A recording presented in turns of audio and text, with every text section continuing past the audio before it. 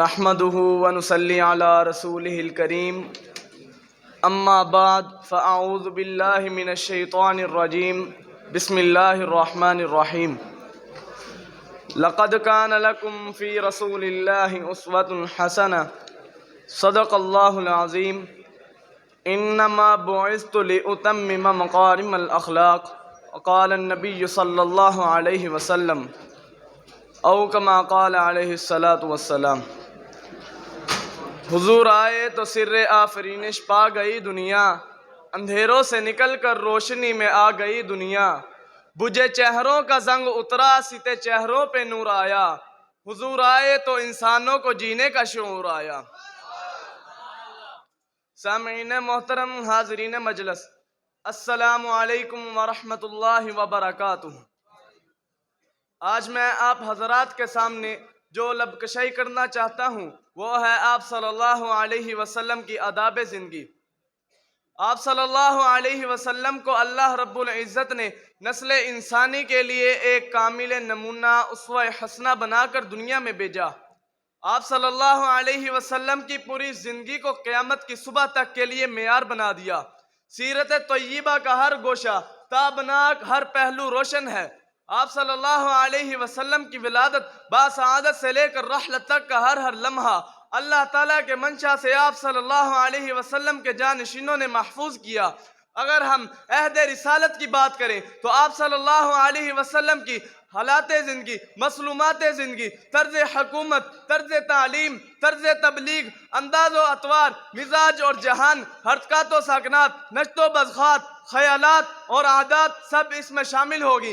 میں کوشش کروں گا کہ اختصار کے ساتھ دینی تعلیمات محمد مدنی العرب کی سیرت کی روشنی میں چند اہم نکات آپ کی خدمت میں پیش کروں۔ کسی بھی انسان کی سب سے بڑی آزمائش خود اس کا گھر ہوتی ہے۔ کوئی بھی انسان اپنے گھر والوں سے حقیقی مزاج چھپا نہیں سکتا۔ آپ صلی اللہ علیہ وسلم کا معمول مبارک تھا، گھر میں داخل ہوتے تو سلام لیتے۔ انداز ایسا تھا کوئی سویا ہوا ہو تو وہ بیدار نہ ہو جائے، اور کوئی بیدار ہو وہ سلام سن لے۔ آپ صلی اللہ علیہ وسلم گھر کے چھوٹے موٹے کام خود کیا کرتے تھے۔ حضرت ابو ہریرہ حضرت اسود رضی اللہ تعالیٰ عنہ سے روایت ہے، وہ حضرت عائشہ صدیقہ سے پوچھتے ہیں کہ آپ صلی اللہ علیہ وسلم گھر میں کیا کرتے تھے؟ تو حضرت عائشہ صدیقہ فرماتی ہیں آپ صلی اللہ علیہ وسلم گھریلو زندگی میں حصہ لیتے تھے، گھر کے کام کرتے تھے۔ آپ صلی اللہ علیہ وسلم گھر کے کام بھی کیا کرتے تھے، مثلا بکری کا دودھ دو لیتے، اپنے نعلین مبارک سی لیتے۔ آپ جو کھانا تیار ہوتا تو آپ صلی اللہ علیہ وسلم حاضر کر دیتے۔ آپ صلی اللہ علیہ وسلم دن کے کھانے کے بعد تھوڑی دیر قیلول کرتے اور عشاء کی نماز کے بعد غیر ضروری جاگنے کو ناپسند فرماتے۔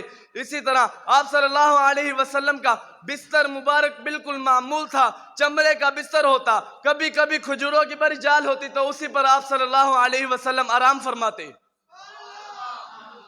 اسی طرح آپ صلی اللہ علیہ وسلم اچھے میزبان بھی تھے۔ حضرت ابو ہریرہ رضی اللہ تعالیٰ عنہ سے روایت ہے کہ آپ صلی اللہ علیہ وسلم کے پاس ایک مہمان آیا، وہ مہمان کافر تھا۔ آپ صلی اللہ علیہ وسلم نے حکم دیا کہ ایک بکری کا دودھ دو کر لے آؤ۔ وہ کافر نے دودھ پیا۔ آپ صلی اللہ علیہ وسلم نے کہا کہ دوسری بکری کا دودھ دو کر لے آؤ۔ وہ کافر نے دوسری بکری کا دودھ پیا، حتیٰ کہ 7 بکری کا دودھ پی لیا۔ اگلے دن وہ کافر اسلام لے آیا۔ آپ صلی اللہ علیہ وسلم نے حکم دیا کہ ایک بکری کا دودھ دو کر لے آؤ۔ وہ مسلمان ایک بکری کا دودھ پی نہ سکا۔ آپ صلی اللہ علیہ وسلم نے فرمایا کہ مسلمان ایک انت میں پیتا ہے جبکہ کافر 7 انتوں میں پیتا ہے۔ آپ صلی اللہ علیہ وسلم اپنے پڑوسیوں کے ساتھ اچھا سلوک بھی کیا کرتے تھے۔ بعثت نبوی کے وقت لوگوں میں بد سلوکی عام تھی، ہر آدمی اپنی جگہ ظالم تھا۔ ان دنوں میں کسی ہمسائے کو تکلیف دینا کوئی معیوب بات نہیں تھی، اور نہ ہی کسی کو غلط تصور کیا جاتا تھا۔ آپ جعفر طیار نے نجاشی کے دربار میں اہل مکہ کے ظلم و ستم کی طرف اشارہ کرتے ہوئے فرمایا، ہم جاہل قوم تھی، بتوں کو پوجتے تھے، مردار کھاتے تھے، فحش کام کرتے تھے، اور حالات اس حد تک بگڑے ہوئے تھے کہ کسی ہمسائے کو اپنے پڑوسی کا حفاظت کا یقین نہ تھا۔ اسی طرح آپ صلی اللہ علیہ وسلم کی بحث ہوئی، آپ صلی اللہ علیہ وسلم نے اپنے حسن و جوار پڑوسی کی قیمت کی جانب کی طرف اشارہ کرتے ہوئے فرمایا، آپ صلی اللہ علیہ وسلم نے اپنے پڑوسی کی قیمت پر زور دیا، اور جب کھانا کھاتے تو اپنے پڑوسی کو شریک کندھے کی جانب کی طرف ارشاد فرمایا، لا تحقرن من المعروف شیئا ولو ان تلقی بوجہ طلق، نیکی میں کسی بھی چیز کو حقیر نہ سمجھو، چاہے تو اپنے بھائی سے خندہ پیشانی سے ہی ملو۔ اب میں اپنی تقریر کو اس شعر کے اختتام کروں گا۔ وہ بجلی کا کرکا تھا پہ سود ہادی، جس نے عرب کی ساری زمین ہلا دی، وما علینا الا البلاغ المبین۔